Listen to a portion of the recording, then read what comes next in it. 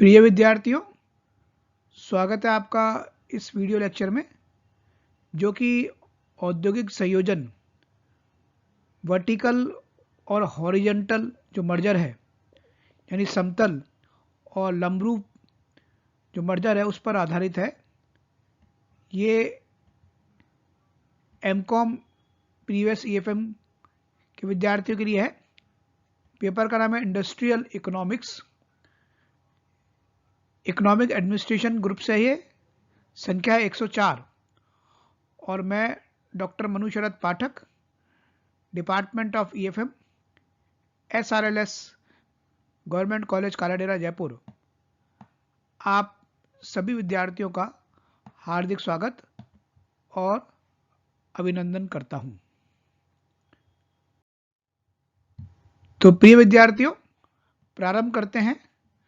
आर्थिक संयोजन, industrial combination का अर्थ क्या है, पहले इसको देख लेते हैं। एक कंपनी अगर अपने अस्तित्व बनाए रखती है तथा अन्य कंपनी अथवा कंपनियों उसमें विलीन कर दी जाती है तो उसे औद्योगिक संयोजन कहते हैं। यानी उसका अस्तित्व तो एक कंपनी का बना रहता है, लेकिन अन्य कंपनी उसमें मिल जाती है तो उसे औद्योगिक संयोजन कहते हैं। इस प्रकार एक को छोड़कर अन्य संबंधित कंपनियों का अस्तित्व समाप्त हो जाता है। जिसमें विलयन हो रही है केवल उसका अस्तित्व रहता है और बाकी का अस्तित्व खत्म हो जाता है। ये एक उदाहरण से समझ सकते हैं अपन कि ख एवं ग कंपनियों का संविलियन या विलीनीकरण क कंपनी में हो जाता है, तो ऐसी दिशा में क कंपनी का अस्तित्व बना रहता है, किंतु ख व ग कंपनियों का पृथक अस्तित्व पूर्णतः समाप्त हो जाता है और उनकी संपत्तियां एवं देनदारियां का कंपनी को हस्तांतरित हो जाएगी। एकीकरण का आशय क्या है, अमग्रेमेशन का आशय क्या है, इसमें इसको भी समझ लेते हैं। जब दो या दो से अधिक कंपनियां परस्पर मिलकर एक नवीन कंपनी की स्थापना करती है तो उस प्रक्रिया को एकीकरण के नाम से संबोधित किया जाता है। इसमें प्रस्तावित कंपनियां अपना अस्तित्व समाप्त कर देती है तथा उनका अस्तित्व एक ऐसी कंपनी में समाविष्ट हो जाता है जो पहले अस्तित्व में नहीं थी। इसको एक उदाहरण से समझ सकते हैं। क एवं ख कंपनियों को मिलाकर एक नई कंपनी बना दी गई, ग की स्थापना की गई, तो यह प्रक्रिया समेकित अथवा एकीकरण के नाम से संबोधित की जाती है। औद्योगिक संयोजन है या जो मर्जर है उसका उदाहरण यह है, जैसे SBI में जो स्टेट बैंक ऑफ इंडिया है उसमें SBBJ जो है वो मर्ज हो गया। तो SBI के अंदर जब वो आया तो SBBJ का खुद का कोई अस्तित्व नहीं रहा, वो उसमें मर्ज होकर SBI के अंदर पूर्ण रूप से आ गया। इसी प्रकार से जो एकीकरण का जो उदाहरण है, आइडिया और जो वोडाफोन मोबाइल है वो मिलाकर 2018 में एक ही कंपनी हो गए, वोडाफोन आइडिया। तो ये एकीकरण का एक प्रकार से उदाहरण है। यहां यह बताना जरूरी है कि संविलियन एवं एकीकरण या समेकित व्यावसायिक सहयोग के अंतिम रूप होते हैं तथा इनका उद्देश्य धारक होल्डिंग एवं सहायक सब्सिडी कंपनियों से भिन्न होता है। धारक कंपनी एवं सहायक कंपनी की दशा में दोनों कंपनियां अस्तित्व कायम रहता है।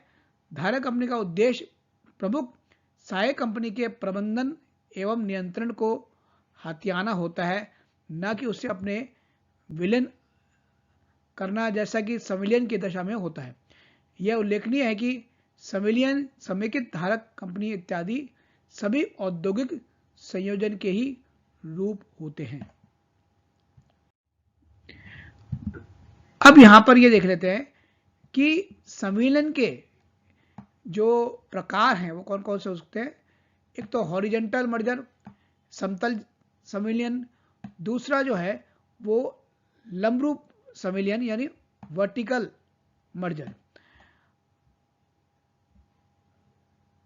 जो हॉरिजेंटल मर्जर है उसका क्या मतलब है, एक ही प्रकार का व्यवसाय या उत्पादन करने वाली विभिन्न इकाइयां या कंपनियां परस्पर मिलकर संविलियन का कोई स्वरूप अपना लेती है। जैसे उदाहरण के लिए ऐसे औद्योगिक इकाइयां जो सीमेंट का उत्पादन करती हैं और परस्पर एक सूत्र में बनकर जो है वो एक कंपनी हो जाती है, तो ये समतल अथवा हॉरिजेंटल मर्जर का उदाहरण है। इस उदाहरण को इस डायग्राम में इसको समझा रखा है। समतल संविलियन हॉरिजेंटल जो है मर्जर, इसमें एक सीमेंट कंपनी है, दूसरी सीमेंट कंपनी है, तीसरी सीमेंट कंपनी है, चौथी सीमेंट कंपनी है, पांचवी सीमेंट कंपनी है, छठी है और सातवीं है। सातों जो कंपनियां हैं वो आपस में मिल गई, एक रूप हो गई और एक साथ मिलकर अपना जो विक्रय का प्रबंधन है, मैनेजमेंट है, उसको ये कर रही हैं। तो इस तरीके से ये हॉरिजेंटल मर्जर कहलाएगा। वर्टिकल मर्जर, इसमें इसके अंतर्गत किस उद्योग विशेष की विभिन्न प्रक्रियाओं में स्वतंत्र रूप से संलग्न विभिन्न इकाइयों को इस प्रकार से समेकित किया जाता है कि जिससे ऐसे संगठन को कच्चे माल से लेकर निर्मित माल तक की कार्मिक प्रक्रियाओं का लाभ प्राप्त हो सके। इस प्रकार का संविलियन ऐसे उद्योगों के लिए अधिक उपयुक्त होता है जिनमें उत्पादन की ऐसी अनेक प्रक्रिया हो जिन्हें पृथक रूप से अलग अलग इकाइयों द्वारा अपनाया जाना संभव हो। यानी ऐसा जो मर्जर है, जो वर्टिकल मर्जर है, वो ऐसे इकाइयों के लिए उपयोगी होता है जो एक दूसरे से जुड़ी हुई होती हैं। यानी कच्चा माल से प्रोसेस में आके जो निर्मित माल होता है, जो विभिन्न इकाइयां करती हैं, ऐसे जो उद्योग हैं उसके लिए वर्टिकल जो है मर्जर उपयोगी होता है। जैसे यहाँ पर गाइनिंग एंड जो बेलिंग मिल है, कच्चा माल होता है, उसके बाद स्पिनिंग मिल में जाता है और स्पिनिंग मिल से जो है वीविंग मिल में जाता है, उसके बाद प्रिंटिंग में जाता है, डाइनिंग मिल में जाता है और इसके बाद सेल होता है एजेंट के माध्यम से। तो ये वर्टिकल जो मर्जर उसका ये उदाहरण है चित्र के द्वारा। अब इन दोनों में यानी हॉरिजेंटल मर्जर और वर्टिकल मर्जर है, इसके क्या लाभ हैं और एक प्रकार से इसके क्या उद्देश्य हैं। जैसे जो हॉरिजेंटल मर्जर है, इसको अपनाने से बड़े पैमानों की जो बचत है वो हो पाती है। वित्त पोषण, क्रय एवं विक्रय में सामान्य व्यवस्था के कारण अनेक प्रकार की भारी मित्रता का लाभ इस हॉरिजेंटल मर्जर से प्राप्त होता है।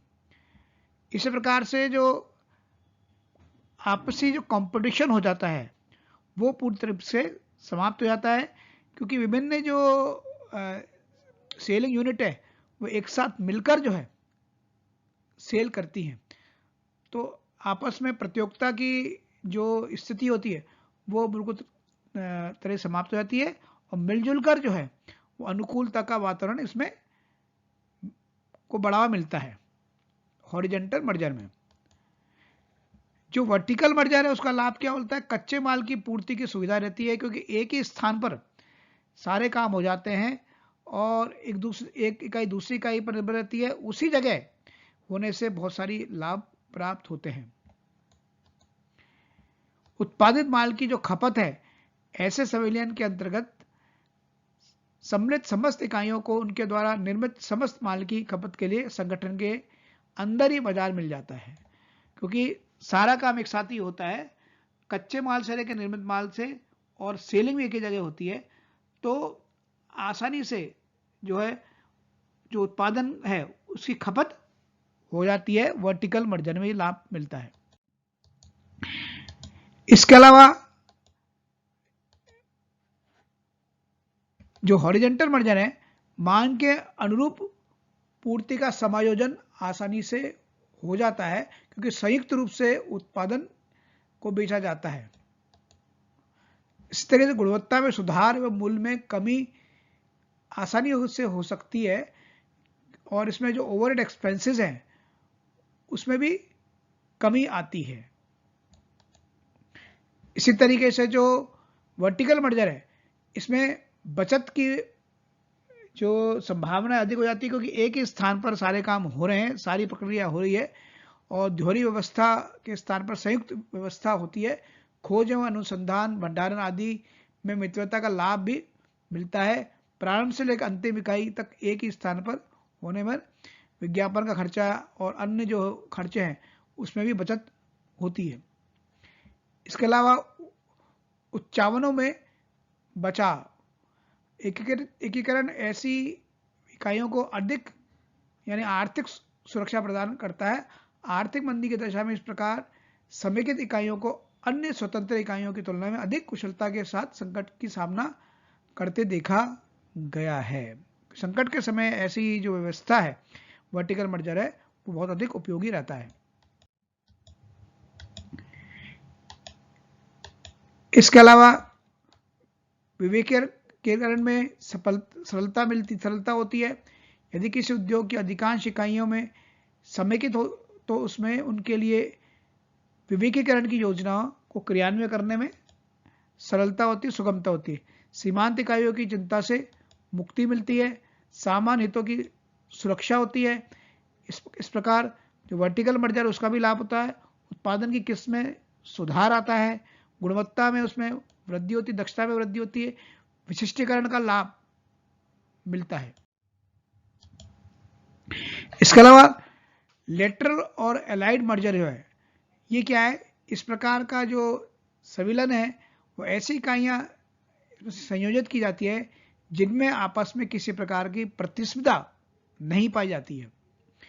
इसके अलावा चक्रीय अथवा वृत्तीय मर्जर जो है इसमें एक केंद्रीय संगठन के अंतर्गत अनेक ऐसी भिन्न भिन्न प्रकृति की उत्पादन इकाइयों का संविलियन कर दिया जाता है जो विभिन्न प्रकार की वस्तुओं का उत्पादन करती है। उदाहरण के लिए सीमेंट मिल, कागज मिल, चाय बागान, चीनी मिल, सूती वस्त्र मिल, वनस्पति तेल मिल एवं सामान्य केंद्रीय संगठन के साथ संयोजित हो जाती है तो इसे चक्रीय या वृत्तीय संविलयन कहा जाएगा। और आगे है डायगोनल मर्जर। इस प्रकार के जो मर्जर है ऐसी सहायक वस्तु अथवा सेवा जो प्रमुख उत्पादन वस्तु के लिए आवश्यक होती है उस प्रमुख निर्माता इकाई की सहायक उत्पादन इकाई के रूप में संगठित की जाती है। उदाहरण के लिए इस्पात की बड़ी उत्पादक इकाइयां कोयला, मैगजीन एवं डोलोमाइट की कैप्टिव खानों को बड़े संगठन के अंतर्गत ही सहायक इकाइयों के रूप में आयोजित करती है। तो इस प्रकार ये एमकॉम प्रीवियस के विद्यार्थियों के लिए जो इंडस्ट्रियल इकोनॉमिक सब्जेक्ट है उसमें महत्वपूर्ण जो टॉपिक है औद्योगिक संयोजन, इसमें हॉरिजॉन्टल और वर्टिकल जो मर्जर है उसमें अपन ने आज किया, उसके विभिन्न जो लाभ हैं उनको भी अपन ने किया। इंडस्ट्रियल जो कॉम्बिनेशन उसका अर्थ क्या है, मर्जर का अर्थ क्या है, एकीकरण का अर्थ क्या है उसको भी समझा। आप सभी विद्यार्थियों ने इसको देखा। देखने के लिए बहुत बहुत धन्यवाद।